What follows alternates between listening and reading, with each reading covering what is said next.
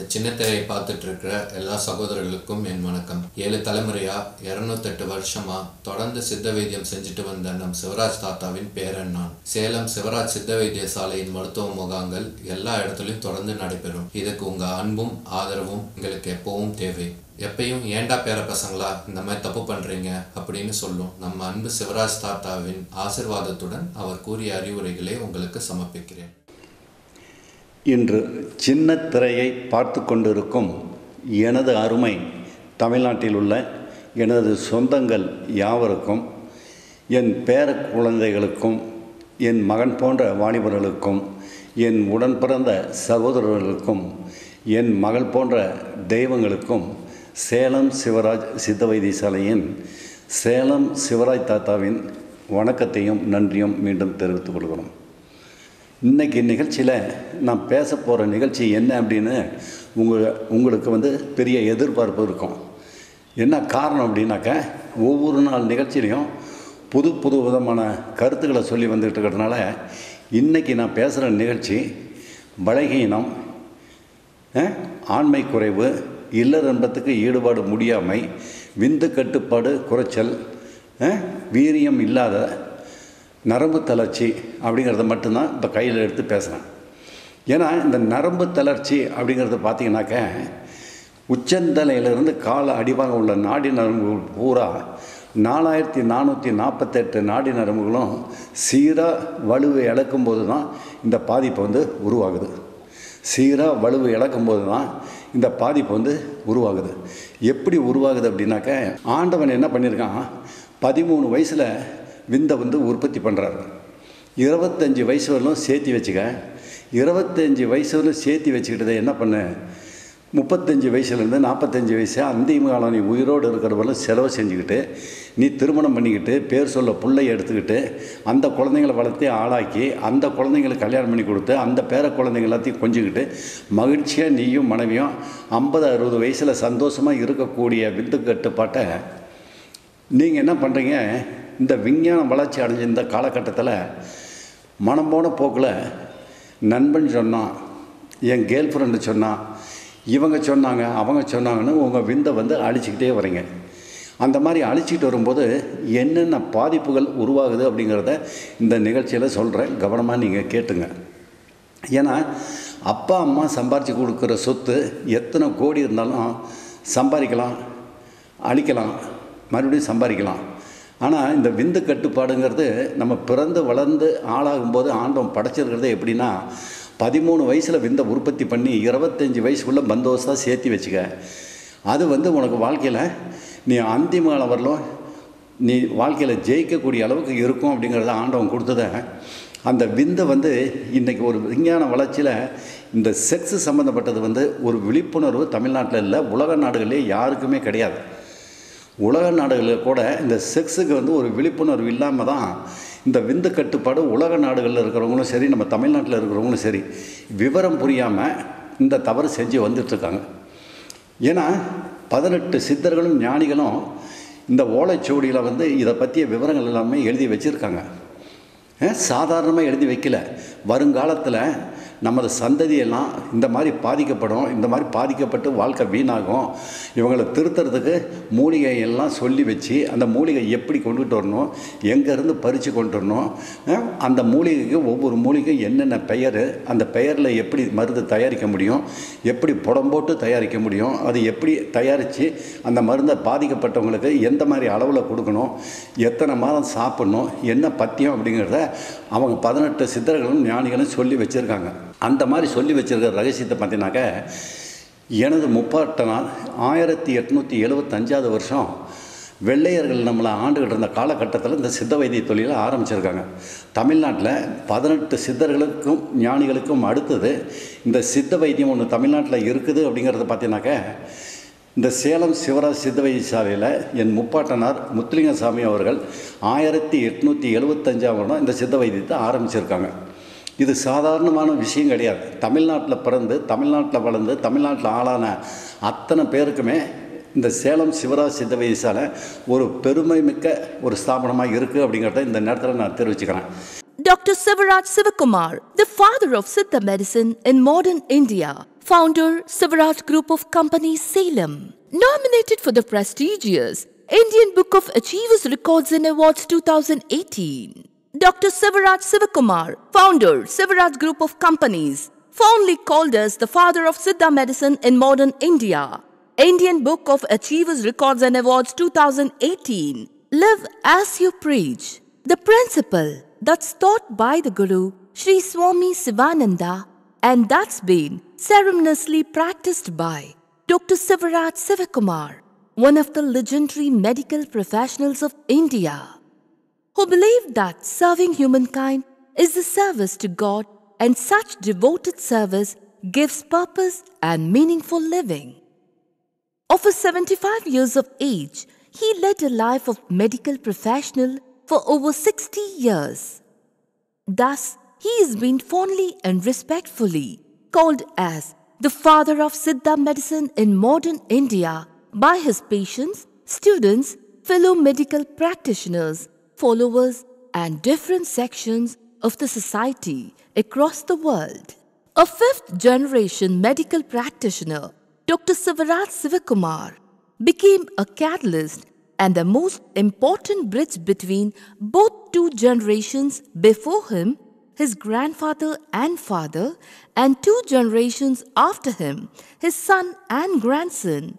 And he has been responsible for preserving, nurturing, developing, and carrying over traditions, divinity, fundamental principles of Siddha medical sciences and practices throughout his life as of date. அதாவது மனசாட்சி உள்ள தமிழன் ஒவ்வொருத்தருக்குமே இது பெருமை தரக்கூடிய அளவுக்கு இருக்கும் அப்படிங்கிறத இந்த நேரத்தில் நான் தெரிவிச்சுக்கிறேன். ஏன்னா இந்த சித்த வைத்தியத்தில் பார்த்தீங்கன்னாக்க இந்த மாதிரி அவர் அகத்திய முனிவர் சொல்லி வச்சிருக்கிறதுல இந்த விந்து கட்டுப்பாடு அப்படிங்கிறது வருங்காலத்தில் நம்ம தமிழ்நாட்டு சொந்தங்கள்லாம் பாதிக்கப்பட போகிறாங்க, அவங்க வாழ்க்கையெல்லாம் வீணாக போகுது அப்படிங்கிறது தெரிஞ்சு தானே இதை சொல்லி வச்சுருக்காங்க. ஏன்னா அவங்களாம் தீர்க்கதரிசி, ஏன்னா அவங்களுக்கு இன்னும் பின்னாடி என்னென்ன வரப்போகுதோ அப்படிங்கிறதெல்லாம் தெரிஞ்சு வச்சதுனால இதை எழுதி வச்சுருக்காங்க. இன்னும் புது புது வியாதிகள் எந்த வியாதி வந்தாலும் அதை குணப்படுத்தக்கூடிய மூலிகை ரகசியங்கள் இதில் இருக்குது. இப்போ நான் பேசுகிற நிகழ்ச்சி நரம்பு தளர்ச்சி அப்படிங்கிறேன். இப்போ நான் பேசுகிற நிகழ்ச்சி நரம்பு தளர்ச்சியை பற்றி நான் பேசுகிறேன். இந்த சின்னத்திரையை பார்த்துட்ருக்க அத்தனை பேரும் கவனமாக பாருங்கள். என்ன காரணம் அப்படின்னாக்கா, இந்த சக்தியை வீண் பண்ணுறது அப்படின்னு சொல்கிறோம்ல, ஒரு சொட்டு சக்தியை நம்ம வீண் பண்ணும்போது அதில் 60 சொட்டு ரத்தம் இருக்குது. 60 சொட்டு ரத்தம் அப்படிங்கும்போது யோஜனை பண்ணி பார்த்தீங்கன்னாக்கா, ஒரு முறைக்கு தவறு செய்யலாம், 2 முறை தவறு செய்யலாம், ஒரு நாளைக்கு 3 முறை கூட தவறு செய்யலாம். ஆனால் அந்த மாதிரி தவறு செய்யும்போது அவங்களுக்கு விவரம் புரியல. இந்த மாதிரி தப்பு செய்யும்போது வாழ்க்கை வீணாகுமா அப்படிங்கிற எண்ணம் அவங்களுக்கு தெரியல. கொஞ்சமாக போகுதுன்னு தான் தொடச்சி போட்டுறான ஒழிய அதில் எந்த அளவு ரத்தம் வீணாகுது அப்படிங்கிறது அவங்களுக்கு தெரியாமல் போனதுனால அந்த தவறை பண்ணுறோம். ஒரு பையன் 10 பசங்களுக்கு கற்றுக் கொடுக்குறான், 10 பேர் 100 பேர் ஆகுது, 100 பேர் 1000 லட்சம் இப்படி போய்கிட்டே இருக்குது இந்த காலகட்டத்தில். ஏன்னா இது தவறு அப்படிங்கிறது சொல்லக்கூடிய அளவுக்கு தமிழ்நாட்டில் ஆங்கிலம் படித்தவங்களுக்கும் இதை பற்றிய விவரம் தெரியாது, ஹோமியோபதி படித்தவங்களுக்கும் இதை பற்றி விவரம் தெரியாது, ஆயுர்வேதம் படித்தவங்களுக்கும் இதை பற்றி விவரம் தெரியாது. இது சித்த வைத்திய மூலிகளை மட்டும்தான் இதை சொல்லி வச்சுருக்காங்க. அதனால தான் இவ்வளவு கஷ்டப்பட்டு வேதனைப்பட்டு இந்த நிகழ்ச்சியை நான் சொல்கிறேன். ஏன்னா இந்த விந்து நஷ்டம் அப்படிங்கிறது பார்த்தீங்கன்னாக்கா, ஒரு பையன் தவறு செய்ய ஆரம்பிக்கும்போது 1 வருஷம் தவறு பண்ணுறான், 2 வருஷம் தவறு பண்ணுறான், அவனை சர்வ சாதாரணமாக குணப்படுத்தலாம். ஏன்னா முதல்ல அறிகுறியாக ஆண்டவன் எப்படி காட்டுறான், தவறு செஞ்சுக்கிட்டு வரும்போது கை கால் அசரிக்கையை காட்டுறான், ஞாபக சக்தி குறையிறது, தலை மயக்கம், தன்னைத்தானே நம்பக்கூடிய அளவு சக்தி கொடுக்குறதில்ல, எதில் எடுத்தாலும் சந்தேக எண்ணங்கள். அந்த மாதிரி சந்தேகம் வந்துக்கிட்டு இருக்கும்போது பார்த்தீங்கன்னாக்கா ஆண்டவன் என்ன பண்ணுறான், முதல் அறிகுறியை காட்டிட்டான். எப்படி 1 வருஷம் தவறு செய்கிற, 2 வருஷம் தவறு செய்கிற, இதை இந்த அறிகுறியை காட்டும்போது என்னாவது, திருந்திக்கிடா கண்ணுன்னு தான் இந்த அறிகுறியை உனக்கு காட்டுறான். ஆனால் நீ என்ன பண்ணுற, கண்ணாடி முன்னாடி போய் நின்றுக்கிற, கண்ணாடி முன்னாடி நின்று உருவத்தை பார்க்குற, இளம வயசு ரத்தம் உற்பத்தி ஆகிட்டு இருக்கிறதுனால நீ அடப்பா என்னுடைய உடம்பு இப்படி தான் இருக்குது, பிரமாதமாக இருக்குது, நான் தப்பு செஞ்சுருந்தாலும் எனக்கு பாதிப்பே கிடையாது, என் உடம்பு இன்றைக்கி இருக்கிற நிலைமை எப்பயுமே இப்படி தான் இருக்கும் அப்படின்ட்டு இவன் நினச்சிக்கிட்டு அந்த தப்பை மீண்டும் செய்கிறான். 3 வருஷம் 4 வருஷம் போகும்போது என்னாகுது, ஆண்டவன் இன்னொரு அறிகுறியை காட்டுறான். எதுக்கு, திருந்திக்கிடான்னு சொல்லி காட்டுறான். ஏன்னா ஆண்டவன் தானே படைச்சான் நம்மளை, ஆண்டவன் படைச்சவன் இந்த அறிகுறியை நமக்கு காட்டுறான். ஏன்னா பேர் சொல்ல பிள்ளையோட உனக்கு விந்து கட்டுப்பாடை கொடுத்துருக்குற ஆண்டவன் 1 வருஷம் தப்பு செஞ்சு 2 வருஷம் தப்பு செஞ்சு பாதிக்கப்பட்டதை காட்டுறாரு, திருந்தலை. 2வது அறிகுறி எப்படி காட்டுறாரு? கழுத்துக்கு மேல் பகுதியும் இடுப்புக்கு கீழ் குருத்தும் வழி காட்டுறாரு. இதில் திருந்திக்கடா அப்படிங்கிறாரு. இந்த வழி வரும்போது என்னமோ வழி வருதே, என்னடா நம்ம சின்ன வயசாக இருக்கிறோமே, இவ்வளோ இளம வயசு 21 வயசு 22 வயசில் இருக்கோமே, இப்படி கழுத்துக்கு மேலே வழி வருதே அப்படின்னு சொல்லிட்டு அந்த அறிகுறி காட்டும்போது சரி ஏதோ ஒரு வழி வரும் போல் இருக்குது, ஆகாரம் ஒத்துக்கல அதனால் வருதாங்காட்டின்னு நினச்சிட்டு நீ என்ன பண்ணுவேன்? அந்த தவறை மீண்டும் செய்வேன். இப்போ முதல் முறை சொன்னார் திருந்தலை, 2வது முறை அறிகுறி காட்டினார், அதுலேயும் திருந்தலை. 3வது முறை என்ன பண்ணுவார்? உன்னை என்ன தான் இருந்தாலும் நான் தானே படைச்ச உன்னை அப்படின்னு சொல்லிட்டு 3வது அறிகுறியை உனக்கு காட்டுறாரு, திருந்திக்கடா திருந்திக்கடா திருந்திக்கடான்னு. அப்போ என்ன பண்ணுறாரு? உன்னுடைய ஆண் குறி இருக்கு இல்லையா, ஆண் குறியும் அந்த காய் பகுதியும் இருக்கு இல்லையா, ஆண் குறி அந்த காய் பகுதின்னு சொல்கிறோம்ல, அந்த காய் பகுதி ரெண்டும் பார்த்தீங்கன்னா பந்து எப்படி உருண்டையாக இருக்கு இல்லையா, பந்து எப்படி உருண்டையாக இருக்குல்ல, அந்த மாதிரி உருண்டையாக இருக்கக்கூடிய அளவுக்கு அந்த விந்து அந்த பந்து எப்படி உருண்டையாக இருக்குது இல்லையா, அந்த மாதிரி ஆண்குறி காய் பகுதியை வச்சுருப்பார் ஆண்டவன். நீ 4 வருஷம் 5 வருஷத்துக்கு மேலே தவறு செஞ்சு வந்துட்டேன். 4 வருஷம் 5 வருஷத்துக்கு மேலே தவறு செஞ்சு வந்தவொடனே என்ன பண்ணுறாரு? ஒரு அறிகுறி எப்படி காட்டுறாரு? அந்த காய் பகுதியை ஒன்று கீழே தொங்க ஆரம்பிக்குது, இது மேலே ஏறிக்கும். இன்னொன்று கீழே தொங்கும்போது இது மேலே ஏறிக்கும். எப்போ? எந்த வயசில்? கண்ணே, டே கண்ணே தங்கம், என்னை பற்ற தங்கம், உங்களை தான் கேட்குறேன், யோசனை பண்ணி பார்த்துக்க, தாத்தா சொல்கிறத அலட்சியப்படுத்திக்காத. 19லேருந்து 22 வயசு 23 வயசுக்குள்ளேயே காய் பகுதி தொங்க ஆரம்பிச்சிருது. இளம ரத்தம் எந்த அளவுக்கு உற்பத்தி ஆகி விந்து கட்டுப்பாடுங்கிறது எந்த அளவுக்கு இருக்க வேண்டியதில் பந்து போல் இருக்கிற ஆண்குறியுடைய காய் பகுதி நீ இந்த தப்பு செஞ்சுட்டு வரும்போது இந்த மாதிரி ஆகுது. இது எப்படி இந்த மாதிரி தொங்கு நிலை வரணும் அப்படின்னாக்க 50 வயசுக்கு மேலே 60 வயசுக்குள்ளே இருக்கிறவங்களுக்கு தான் ஆண்குறியினுடைய காய் பகுதியை தொங்கக்கூடிய ஸ்டேஜ் வரும். ஏன்னா வயசாகும்போது தளர்ச்சி அடையாகும்போது அந்த காய் பகுதியை மாற்றி மாற்றி தொங்கிக்கிட்டு வரும். ஆனால் 21 வயசுக்குள்ளேயே உனக்கு தொங்க ஆரம்பிச்சிடுச்சு அப்படின்னாக்க இந்த 3 அறிகுறியை காட்டிட்டார். திருந்திக்கடா திருந்திக்கடா திருந்திக்கடான்னு சொல்லிட்டு நான் படைச்சேன் உன்னை, நீயே திருந்து, நான் அதுக்கு அறிகுறி காட்டுறேன்னு சொல்கிறாரு. 3 முறை சொன்னார், நீ கேட்கல. 4வது முறை என்ன சொல்கிறாரு? இன்னொரு அறிகுறியை காட்டுறாரு. அந்த அறிகுறி கவனமாக நீ கேட்டுக்கணும். இப்போ ஏமாந்து விட்டுறாத, கோட்டை விட்டுறாத, உன் வாழ்க்கை ஜெயிக்கணும் அப்படிங்கிறதுக்காக தான் தாத்தா அந்த நிகழ்ச்சியை சொல்கிறேன். புரியுதா உனக்கு? 4வது அறிகுறி எப்படி காட்டுறாரு? 2 காய் பகுதியும் இப்படி இருக்குதுன்னு வச்சுக்க. 2 காய் பகுதியும் இருக்கும்போது உன்னுடைய ஆண்குறி என்ன ஆகும்? கீழே தொங்கிடும். எப்போ? 6 வருஷம் 7 வருஷத்துக்கு மேலே தவறு செஞ்சுக்கிட்டு வரும்போது முதல் வருஷம் தவறு செய்கிற ஆண்டவன் திருத்துறான், கேட்கல. 2வது தடவை சொல்லி அதுலேயும் கேட்கல. 3வது தடவை சொல்லி திருத்தி அதுலேயும் கேட்கல. 4 தடவை இப்போ சொல்கிறாரு. உன்னுடைய காய் பகுதி 2 இப்படி இருக்கும்போது ஆண்குறி கீழே விழுந்துடும். அந்த மாதிரி கீழே விழுந்துருச்சு அப்படின்னா அதை செயல் இழக்க ஆரம்பிச்சிடும். செயல் இழக்க ஆரம்பிக்கும் போது எப்படி வருது? ஒரு பெண் பக்கத்தில் உட்காந்து உன் ஆண்குறியை தொட்டால் கூட அந்த விரைப்புத்தன்மை கிடைக்காது. ஒரு பெண் பக்கத்தில் உட்காந்து ஆண்குறியை தொட்டால் கூட விரைப்புத்தன்மை கிடைக்காது. அந்தளவுக்கு அந்த சூழ்நிலை வந்துடுது. இப்போ என்ன ஆகும் உனக்கு? அந்த தொங்கு நிலை வந்ததுக்கப்புறம் தான் உனக்கு பயமாகுது. ஐயோ, 6 வருஷம் 8 வருஷத்துக்கு மேலே தவறு செஞ்சிட்டுமே, இந்த கைப்பழக்கத்தில் இத்தனை வருஷமாக தவறு செஞ்சுட்டு வந்திருக்கிறோம். சின்ன வயசில் அப்படியே நின்றுட்டு பார்த்தாக்கா எப்படி இருக்க வேண்டிய நம்ம உடம்பு, திடகாத்திரமாக இருக்க வேண்டிய உடம்பு, அந்த ஆண்குறி காய் பகுதியெல்லாம் எப்படி இருக்க வேண்டியது, இன்றைக்கி இந்த மாதிரி தொங்கி போய் ஆண்குறியை செயல் இழக்கக்கூடிய அளவுக்கு வந்துருச்சு. அப்படிங்கும்போது தான் அவனுக்கு மனசுக்குள்ளே ஒரு பயம் வரும். அந்த பயம் எப்படி வருது அப்படின்னா, என்ன அதாவது பல நண்பர்கள்ட்ட பேசுகிறது கூச்சத்தை கொண்டு பண்ணும், சொந்தக்காருக்கு முன்னாடி போனால் வெக்கத்தை ஏற்படுத்தும், மனசுக்குள்ளே பயத்தை அதிகப்படுத்தும். இந்த 3 தான் சைக்காட்டிக்காக உன் மனநல பாதிக்கும். முதல்ல பல நண்பர்கள்ட்ட பேசுகிறது கூச்சம், சொந்தக்காருக்கு முன்னாடி போனீங்கன்னா வெக்கம், மனசுக்குள்ளே பயம் அதிகரிச்சிடும். இந்த பயம் ஆகும்போது தான் அப்போ என்ன நினைப்பான், தன் நண்பன்கிட்ட சொல்லுவான், டேய் சேலம் சிவராஜ் தாத்தா இந்த நிகழ்ச்சியை சின்ன திரையில் சொல்லிக்கிட்டே இருந்தார், எத்தனை வருஷமாக சொல்லிகிட்டு இருக்கிறாரு, நம்மளும் தான் பார்த்துக்கிட்டு இருக்கோம், அதை அலட்சியப்படுத்திட்டு போனோமே, இப்போ சேலம் சிவராஜ் தாத்தா சொன்ன மாதிரி வந்துருச்சேடா அப்படின்னு போகும்போது தான் நண்பன்கிட்ட சொல்லி இந்த விஷயத்தை பகிர்ந்துவான். அவன்கிட்ட சொன்னோன்னே என்ன சொல்லுவான் அவன், ஆமாடா எனக்கும் அதே மாதிரி தான்டா இருக்குது, நான் 7 வருஷத்துக்கு மேலே போயிட்டேன்டா, நீ எத்தனை வருஷம் தவறு செஞ்சுருக்கேன்னா நான் 8 வருஷத்துக்கு மேலே போயிட்டேன், 9 வருஷம் வந்துருச்சுப்பா அப்படின்னு சொல்லுவான். அப்போ சொல்லிக்கிட்டு இருக்கும்போது என்ன சொல்லுவான், இதுக்கு என்னடா பண்ணலாம் அப்படிங்கும்போது, டே சேலம் சிவராய் தாத்தா நம்ம தாத்தாடா. சேலம் சிவராய் தாத்தா நம்ம சொந்த தாத்தா. அது அந்த சேலம் சிவராய் தாத்தாட்ட போய் தாத்தா இப்படி இருக்குது தாத்தா, என்ன தாத்தா பண்ணுறது, ஏது தாத்தா பண்ணுறது, நம்ம போய் விளக்கம் கேட்கலாண்டா அப்படின்னு அந்த நேரத்தில் தான் நினைப்பான். ஆண்டவன் என்ன சொல்கிறாரு, முதல் முறை சொன்னார் கேட்கல, ரெண்டாவது முறை சொன்னார் கேட்கல, மூணாவது முறை சொன்னார் திருந்திக்கிடான்னு சொன்னார் கேட்கல, நாலாவது முறை திருந்திக்கிடான்னு அதுக்கும் அறிகுறி காட்டினார், அதுலேயும் திருந்தலை. இப்போ அஞ்சாவது முறை என்ன பண்ணிட்டாரு, நீ நின்றுக்கிட்டு இருக்கிறன்னு வச்சுக்க.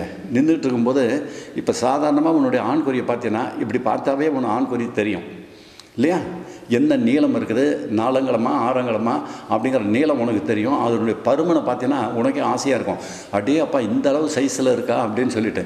அந்த காய் பகுதி பார்த்தீங்கன்னா அப்படியே பந்து மாதிரி ஓட்டி இருக்கக்கூடிய ஸ்டேஜில் இருக்கிறது நீ இப்படி நின்றுட்டு இருக்கும்போது பார்த்தீங்கன்னாவே தெரியும். ஆனால் 8 வருஷம் 9 வருஷத்துக்கு மேலே நீ தவறு செஞ்சுக்கிட்டே வந்துட்டேன்னு வச்சுக்க. அந்த மாதிரி தவறு செஞ்சுட்டு வரும்போது இந்த பாதிப்பை வந்து அதிகமாக காட்ட போகிறாரு. எப்படி காட்ட போகிறாரு, டே இத்தனை முறை நான் சொன்னேன் நீ திருந்தலை, மனுஷனாக வாழக்கூடிய அளவுக்கு தகுதியை வந்து இழந்துட்ட, என்ன தான் கலாச்சாரம் மாற்றினாலும் என்ன தான் கலாச்சாரம் மாறி போயிருந்தாலும் இவ்வளோ தப்பாக செஞ்சு உன் வாழ்க்கையை வீண் பண்ணுவேன் அப்படின்னு சொல்லிட்டு ஆண்டவன் மனசு நொந்து போய் வேதனைப்பட்டு இனிமேல் உன்னை திருத்தவே முடியாது, ஏன்னா இதுலேயே நீ மூழ்கி போயிட்ட அப்படின்னு சொல்லிட்டு ஆண்டவன் என்ன பண்ணுறாரு, கடைசியாக முத்திரை குத்துறாரு. உனக்கு தமிழ்நாட்டில் உள்ள அத்தனை மகன் போன்ற வாலிபர்களுக்கும் இந்த தவறை செஞ்சுட்டு வரும்போது 22 வயசு 23 வயசு 27 வயசு கடைசி, இந்த 27 வயசுக்குள்ளே இன்றைக்கி தமிழ்நாட்டில் இருக்கிற அத்தனை மகன் போன்ற வாலிபர்கள் அத்தனை பேத்தியினுடைய ஆண் குறியும் பார்த்தீங்கன்னா ஆண்டவன் என்ன பண்ணிட்டாரு, முத்திரை குத்திட்டார். முத்திரை குத்தினா என்ன ஆகும், ஆண்குறி 2 அங்குலம், 2 அங்குலத்துக்குள்ளே ஆண்குறி இருக்கும். ஏன்னா 1 வருஷம் தப்பு செய்யலை, எத்தனை வருஷம் தப்பு செஞ்சு வந்திருக்க. மனைவிக்கிட்ட போய் ஒரு பெண்ணுக்கிட்ட போய் இன்பத்தை அனுபவித்து குழந்தையை பெற்று சந்தோஷமாக இருக்கக்கூடிய அளவுக்கும் அந்த பெண்ணை சந்தோஷப்படுத்தி வைக்கிறதுக்காகவும் தான் விந்து கட்டுப்பாடை கொடுத்துருக்காரு. உனக்கு நடவட பாவனை, ஓடி ஆடி வேலை தெம்பு, உற்சாகம், மகிழ்ச்சி எல்லாம் கொடுத்துருக்குற ஆண்டவன் நீ மனம் போன போக்கில் தவறு செஞ்சுட்டு வரும்போது கடைசியில் உன்னுடைய ஆண்குறியை 2 அங்குலத்துக்குள்ளே சிறுக்க வச்சுட்டார். சிறுக்க வச்சவுடனே என்னாகும், நீ அந்த ஆண்குறியை பார்த்ததுக்கப்புறம் தான் உனக்கு அப்படியே குண்டி குடலெல்லாம் நடுங்கும், குண்டி குடலெல்லாம் நடுங்கி போகும். நடுங்கி போயிட்டு ஐயோ சேலம் சிவராய் தாத்தாட்ட தான் நான் போகணும்னு நினைப்பேன். ஆனால் நான் என்ன சொல்கிறேன், இன்றைக்கி தமிழ்நாட்டில் உள்ள எனது பேரங்களாக இருந்தாலும் சரி, மகன் போன்ற வாலிபர்களாக இருந்தாலும் சரி, உடன் பிறந்த சகோதரர்களாக இருந்தாலும் சரி, அதே மாதிரி கர்நாடகாவிலேருந்து, கேரளாவிலேருந்து, ஆந்திராவிலேருந்து வர நம்மளது தமிழ்நாட்டு பேர பசங்க அத்தனை பேர்த்தையும் சரி, நான் என்ன சொல்கிறேன் அப்படின்னாக்கா, ஆண்டவன் வந்து இந்த மாதிரி 2 அங்குலத்துக்குள்ளே சிறுத்து போய் சின்னதாகி போய் குணப்படுத்த முடியாது அப்படிங்கிற ஸ்டேஜுக்கு கொண்டுட்டு வந்து விட்டுட்டார். இப்போ இந்த சேலம் சிவராய் தாத்தா பலகீனத்தில் நீங்கள் எப்படி பாதிக்கப்பட்டிருந்தாலும் சரி, என்ன மாதிரி தவறு செஞ்சுருந்தாலும் சரி, எத்தனை வருஷம் தவறு செஞ்சுருந்தாலும் சரி, இந்த சேலம் சிவராய் தாத்தா உங்களை காப்பாற்றி நல்ல முறையில் குணப்படுத்தி உங்களை மனவரையில் உட்கார வைக்கிற அளவுக்கு தாத்தா செஞ்சு கொடுக்குறேன் அப்படின்னு ஒவ்வொரு நிகழ்ச்சியிலையும் நான் வணங்கும் ஆஞ்சநேயர் சத்தியமாக சொல்லி வந்துக்கிட்டு இருந்தேன். ஒவ்வொரு நிகழ்ச்சியிலையும் ஆஞ்சநேயர் சத்தியமாக ஒரு பையனை கூட வாழ்க்கையை வீணாக விட மாட்டேன், சேலம் சிவராய் தாத்தா என் பேர பசங்களையும் மகனையும் நல்ல முறையில் செஞ்சு கொடுப்பேன்னு சொல்லி வந்துக்கிட்டு இருந்தேன். இந்த சேலம் சிவராய் தாத்தா இன்றைக்கி 76 வயசை தாண்டி போயிட்டேன். நான் எவ்வளோ அனுபவ படிப்பு இருந்தால் இந்த நிகழ்ச்சி வந்து தாத்தா சொல்லணும். அந்த மாதிரி இருக்க சேலம் சிவராய் தாத்தாவே 2 அங்குலத்துக்குள்ளே சிறுத்து போய் வந்துட்டான் ஆண்குறிய. நீ ஒன்று சொத்து பத்து எத்தனை கோடி இருந்தாலும் சரி, நீ விற்று செலவு பண்ணால் கூட இந்த சேலம் சிவராய் தாத்தானால் குணப்படுத்தி கொடுக்க முடியாது. சேலம் சிவராய் தாத்தானால் இந்த மாதிரி 2 அங்குலத்துக்குள்ளே வந்த பசங்களை குணப்படுத்தியே கொடுக்க முடியாது. ஆனால் இந்த ஸ்டேஜ் எப்படி இருக்குது அப்படின்னா, இன்றைக்கி தமிழ்நாட்டில் நான் வணங்கும் ஆஞ்சநேயர் சத்தியமாகவும் சொல்கிறேன், நான் வணங்கும் 18 சித்தர்களும் ஞானிகளின் மேல் சத்தியம் பண்ணியும் சொல்கிறேன். இது வந்து நான் சொல்கிற வார்த்தைகள் சத்தியத்துக்கு கட்டுப்பட்டு உண்மையை மட்டும்தான் சொல்கிறேன்.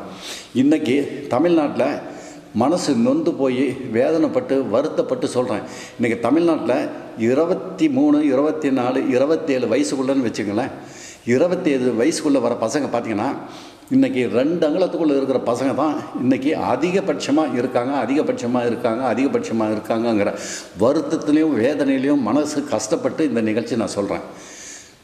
இதெல்லாம் எதுக்காக சொல்கிறேன் தாத்தா, என் பேர பசங்களும் மகன் போன்ற வாலிபர்களும் திருந்தி வருவீங்க அப்படின்னு சொல்கிறேன்.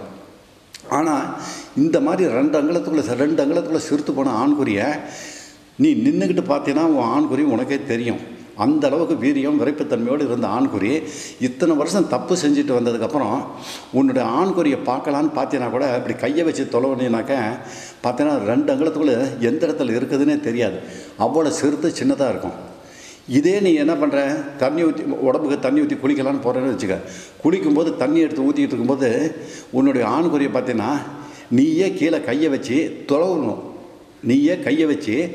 எந்த இடத்துல இருக்குதுன்னு தொலைவணும். அது போய் உள்ளே ஒண்டிக்கும். ஏன்னா 2 அங்குலத்துக்குள்ளே இருக்குது. அதை விட சிறுத்துரும். 1 அங்குலத்துக்கும் கீழே போயிடும். எப்போ நீ தண்ணி ஊற்றிட்டீன்னா அது எந்த இடத்துல இருக்குதுன்னு உன்னாலேயே கண்டுபிடிக்க முடியாது. அந்த மாதிரி தான் இன்றைக்கி தமிழ்நாட்டில் 27 வயசுக்குள்ளே திருமணத்துக்கு தகுதியாக இருக்கிற பசங்கன்னு சொல்கிறோம்ல, அந்த மாதிரி திருமணத்துக்கு உண்டான வயசில் இருக்கிற பசங்க அத்தனை பேருமே தமிழ்நாட்டில் இன்றைக்கி இந்த மாதிரி தான் அதிகபட்சமாக பாதிக்கப்பட்டு இருக்காங்க அப்படிங்கிறது நான் சொல்கிறேன். ஏன்னா முந்தானத்து மட்டும் எனக்கு ஆஃபீஸில் வந்த 2 நாளைக்கு முன்னாடி மட்டும் என்னுடைய தலைமை ஆஃபீஸுக்கு வந்தவங்களை பார்த்தீங்கன்னாக்க கேரளாவிலேருந்து கர்நாடகாவிலேருந்து வந்தவங்கள 27 பேர் வந்தாங்க. இந்த 2 ஊரில் மட்டும். சேலம் மற்ற ஊர் ஆந்திராவிலேருந்து வந்தவங்க அது வேறு கணக்கு. ஆனால் இந்த 27 பேர்த்தில் பார்த்தீங்கன்னாக்க ஒரே நாள் வந்ததில் 27 பேர்த்தில் 19 பேரை என்னால் குணப்படுத்த முடியாது. 19 பேர்த்தை என்னால் குணப்படுத்த முடியாது. நான் திரும்ப அனுப்பிச்சிட்டேன். அவனுங்க அழுவுறானுங்க.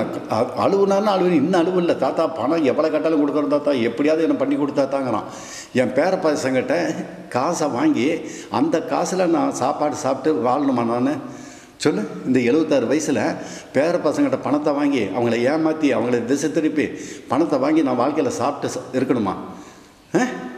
இந்த நிகழ்ச்சியை நான் என்னுடைய தமிழ்நாட்டு சொந்தங்களுக்கு நான் சொல்லாமல் விட்டுட்டேன்னா நான் மனிதனாக வாழ்கிறதுக்கு தகுதி இல்லாமல் போயிடுவாங்கிறதுனால தான் இந்த நிகழ்ச்சியை இவ்வளோ கடுமையாக வேதனையாக வருத்தப்பட்டு சண்டை போட்டு சொல்லி பார்க்குறேன், திட்டி சொல்லி பார்க்குறேன், கெஞ்சி சொல்லி பார்க்குறேன், காலில் விழுந்து கெஞ்சாத குறையாக கேட்குறேன், கடைசியாக அழுது கூட பார்க்குறேன். நீங்கள் திருந்த மாட்டேங்கிறீங்க.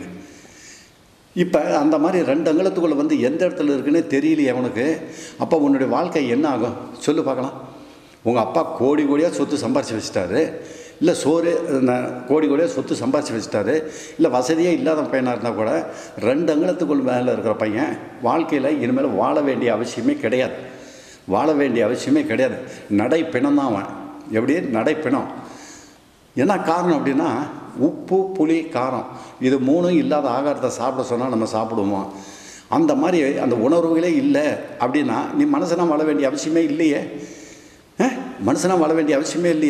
இன்றைக்கி தமிழ்நாட்டில் இந்த மாதிரி தொங்கு நிலைக்கு இங்கே சேலம் தலைமை ஆஃபீஸுக்கும் ஒரே ஒரு வார்த்தை மட்டும் கண்டித்து சொல்கிறேன். டே கண்ணு, தாத்தா சொல்கிற நிகழ்ச்சியை கேட்டுக்க. கஷ்டப்பட்டு வேதனைப்பட்டு 76 வயசை தாண்டி போயிட்டுருக்க சேலம் சிவராஜ் தாத்தா இந்த அனுபவ படிப்பில் சொல்கிறேன். நான் சேலம் தலைமை ஆஃபீஸில் இருந்தாலும் சரி, சென்னை தலைமை ஆஃபீஸில் இருந்தாலும் சரி, இல்லை ஈரோடு கிளை ஆஃபீஸில் இருந்தாலும் சரி, முகாம்களில் என்னை பார்த்தாலும் சரி, யாராவது ஒரு மகன் போன்ற வாலிபர்கள் இந்த மாதிரி குணப்படுத்த முடியாத ஸ்டேஜில் வந்துட்டிங்க அப்படின்னா உறுதியாக சொல்கிறேன், எந்திரிச்சு பலார்னு கன்னத்தில் அடிச்சு விடுவேன். நான் இந்த மாதிரி யாராவது என் முன்னாடி வந்தீங்கன்னா எந்திரிச்சு பலார்னு கன்னத்தில் அடிச்சு விடுவேன். தயவுசெய்து வராதிங்க. சேலம் சிவராஜ் தாத்தா முன்னாடி தயவுசெய்து அந்த மாதிரி தொங்கு நிலையோடு இருக்கிற பசங்க வராதிங்க. சேலம் சிவராஜ் தாத்தானா காப்பாற்றி கொடுக்க முடியாது. சேலம் சிவராஜ் தாத்தானா காப்பாற்றி கொடுக்க முடியாது. கவனமாக கேட்டுக்கிட்டீங்கள?